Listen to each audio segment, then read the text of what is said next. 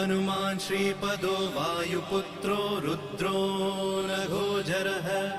अमृत्यवीरवीरश्च ग्रामवासो जनाश्रयः धनदो निर्गुणः शूरो वीरो निधिपतिर्मुनिः पिङ्गाक्षो वरदो वाग्मी सीताशोकविनाशकः शिवः शर्वत्परो व्यक्तो व्यक्ताव्यक्तो धराधरः पिङ्गकेशः पिङ्गरोमा श्रुतिगम्यः सनातनः अनादिर्भगवान् देवो विश्वहेतुर्जनाश्रयः आरोग्यकर्ता विश्वेशो